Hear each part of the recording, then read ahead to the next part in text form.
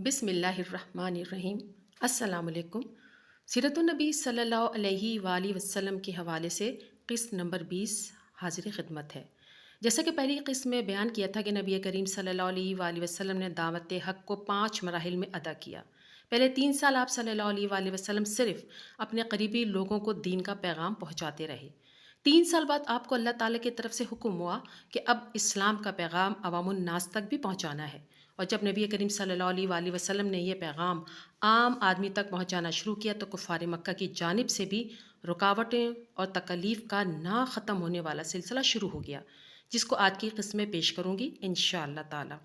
نبی کریم صلی اللہ علیہ وآلہ وسلم پر جب سورہ حجر کی آیت نمبر 94 بس آپ وہ باتیں اعلانیہ کہہ ڈالیں جن کا آپ کو حکم دیا گیا ہے اور آپ مشرکوں سے منہ پھیر لیجیے نازل ہوئی تو نبی کریم صلی اللہ علیہ وآلہ وسلم کو اندازہ ہو گیا کہ اب اللہ تعالیٰ مجھے عام لوگوں کو دین پیغام پہنچانے کا کہہ رہے ہیں، اور اس کے بعد سورہ شورہ کی آیت 214 جو کہ بہت ہی واضح ہے، اپنے قریب ترین رشتہ داروں کو ڈراؤ۔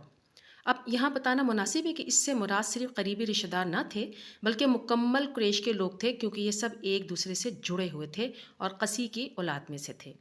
لیکن یہاں بھی نبی کریم صلی اللہ علیہ وآلہ وسلم نے حکمت عملی اختیار کی اور سب سے پہلے بنو ہاشم سے ابتدا کی، جو کہ نبی کریم صلی اللہ علیہ وآلہ وسلم کا قبیلہ تھا، اور اس میں آپ کے اپنے خاندان کے سب لوگ شامل تھے۔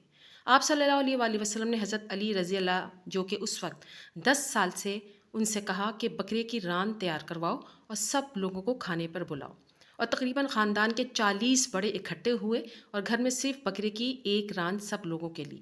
اس کھانے میں اللہ تعالیٰ نے اس قدر برکت ڈالی کہ سب لوگوں نے سیر ہو کر کھایا، جو کہ نبی کریم صلی اللہ علیہ وآلہ وسلم کا معجزہ تھا۔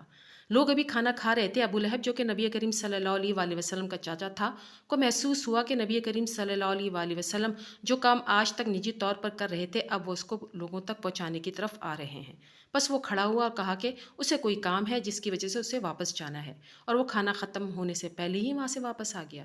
اس نے یہ حرکت اس لیے کی کیونکہ بنو ہاشم کے بزرگوں میں سے تھا اور باقی لوگ بھی اس کی تقلید کرتے، اور کچھ لوگوں نے ایسا کیا بھی۔ کچھ دنوں بعد نبی کریم صلی اللہ علیہ وآلہ وسلم نے حضرت علی کو دوبارہ کھانا تیار کرنے کا کہا اور دوبارہ سب کو کھانے پر بلایا، لیکن اس بار اس سے پہلے لوگ کھانا ختم کرتے آپ صلی اللہ علیہ وآلہ وسلم کھڑے ہوئے اور اللہ تعالیٰ کی تعریف کی اور خطبہ الحاجہ بیان کیا، جو کہ عرب میں پہلے کسی نے نہیں سنا تھا۔ اس کے بعد آپ صلی اللہ علیہ وآلہ وسلم نے اس طرح مخاطب کیا: اے بنی عبد المطلب، میں تم لوگوں کے پاس وہ پیغام لے کر آیا ہوں جو میرے سے پہلے عربوں میں کوئی نہیں لے کر آیا، اور میں تم لوگوں کو برے کاموں سے منع کرنے آیا ہوں، تم لوگوں کو اس دنیا اور آخرت کی خوشخبری سنانے آیا ہوں۔ یہ پہلی بار تھا کہ اسلام کا پیغام ایک ساتھ اتنے لوگوں نے سنا۔ وہ لوگ جانتے تھے کہ نبی کریم صلی اللہ علیہ وآلہ وسلم تبلیغ کا کام کر رہے ہیں، لیکن کسی نے خود کو آپ صلی اللہ علیہ وآلہ وسلم کو تبلیغ کرتے ہوئے نہیں سنا تھا۔ ابو لہب یہ سن کر غصے میں آ گیا اور اس نے اپنے لوگوں کو مخاطب کیا: یہ کون ہوتا ہے ہمارے باپ دادا کے طریقوں کو غلط کہنے والا؟ ہمارے اپنے طور طریقے ہیں اور ہم اس پر قائم رہیں گے۔ ابو لہب ہی تھا جس نے نبی کریم صلی اللہ علیہ وآلہ وسلم کے پیغام کو جھٹلایا، جبکہ باقی لوگوں نے سنا اور خاموش رہے۔ ان سب میں حضرت علی کھڑے ہوئے اور کہا: یا رسول اللہ، میں آپ کی مدد کروں گا، میں آپ کے ساتھ ہوں۔ اس طرح خاندان کے سب سے چھوٹے بچے نے آپ صلی اللہ علیہ وآلہ وسلم کا ساتھ دینے کا وعدہ کیا اور آخری سانسوں تک آپ صلی اللہ علیہ وآلہ وسلم کے پیغام کو لوگوں تک پہنچایا۔ اس واقعے کے کچھ دنوں بعد نبی کریم صلی اللہ علیہ وآلہ وسلم مکہ کے باقی لوگوں کو بھی دین کا پیغام پہنچانے کے لیے نکلے اور طریقہ یہ اپنایا کہ آپ صلی اللہ علیہ وآلہ وسلم صفا کے پہاڑ پر چڑھ گئے۔ اس زمانے میں جب کوئی کسی کو کچھ بتانا ہوتا تھا تو صفا پہاڑ پر چڑھ کر لوگوں کی توجہ اپنی طرف کرواتا تھا۔ بس نبی کریم صلی اللہ علیہ وآلہ وسلم نے بھی یہی طریقہ اپنایا اور لوگوں کو پکارنا شروع کیا۔ سب ایک دوسرے سے پوچھنے لگے: یہ کون پکار رہا ہے؟ کچھ لوگوں نے کہا: محمد صلی اللہ علیہ وآلہ وسلم۔ چنانچہ سب لوگ آپ کے پاس جمع ہو گئے۔ آپ نے فرمایا: اے فلاں کی اولاد، اے فلاں کی اولاد، اے عبد مناف کی اولاد، اے عبد المطلب کی اولاد۔ یہ لوگ آپ کے قریب جمع ہو گئے تو آپ نے پوچھا: تمہارا کیا خیال ہے کہ اگر میں تمہیں خبر دوں کہ اس پہاڑ کے دامن سے گھڑ سوار نکلنے والے ہیں تو کیا تم میری تصدیق کرو گے؟ انہوں نے کہا: ہمیں آپ سے کبھی جھوٹی بات سننے کا تجربہ نہیں ہوا۔ آپ نے فرمایا: تو میں تمہیں آنے والے شدید عذاب سے ڈرا رہا ہوں۔ اس کے بعد تو ابو لہب شدید غصے میں آ گیا اور کہنے لگا: تمہاری لیے تباہی ہو، کیا تم نے ہمیں اسی بات کے لیے یہاں جمع کیا تھا؟ پھر وہ اٹھ گیا۔ یہ صحیح مسلم اور صحیح بخاری کی حدیث ہے۔ اس پر یہ سورت لہب آیت نمبر 111 نازل ہوئی۔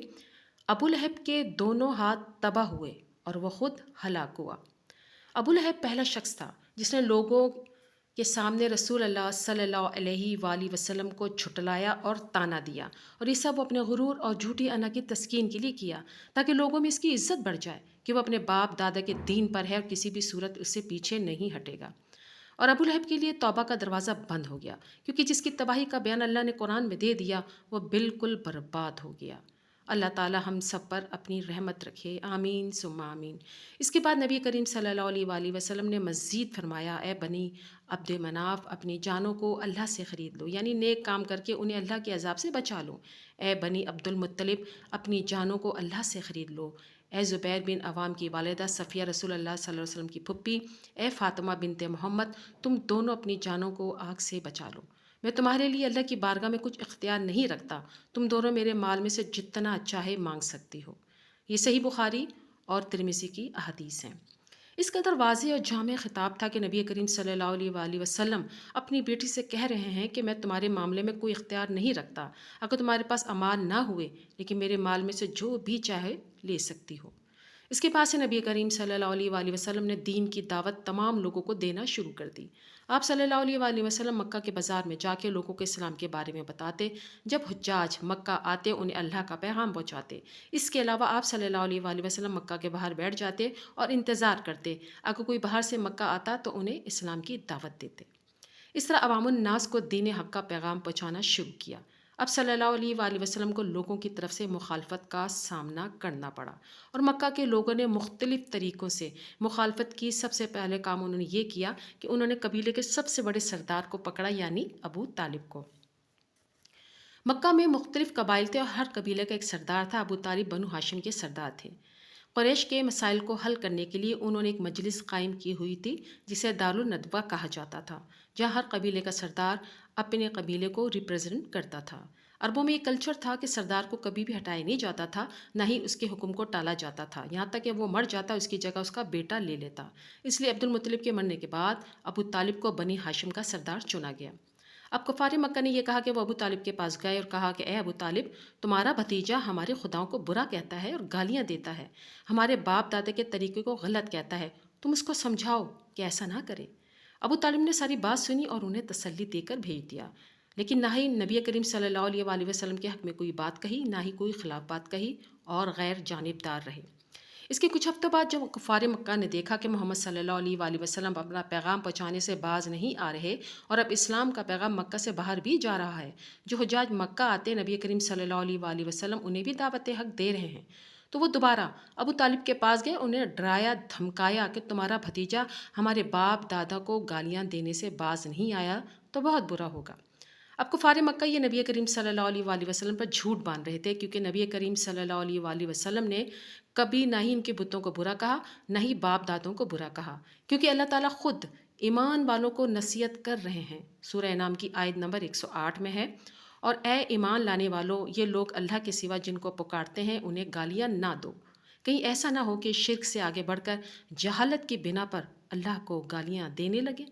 نبی کریم صلی اللہ علیہ وآلہ وسلم سے بھی یہ کہتے تھے کہ بیوقوفی ہے کہ کسی ایسی چیز کو پوجنا، یہ اس سے مدد مانگنا جو کہ نہ خود کو فائدہ پہنچا سکتی ہے اور نہ ہی تمہیں۔ بس اس بات کو کفار کو لگا کہ آپ صلی اللہ علیہ وآلہ وسلم انہیں گالیاں دیتے ہیں۔ باقی کی تفصیلات اگلی قسم میں پیش کروں گی انشاءاللہ تعالی۔ تمام دوستوں سے گزارش ہے کہ ایک مرتبہ درود ابراہیمی ضرور پڑھ لیا کریں۔ جزاک اللہ خیر۔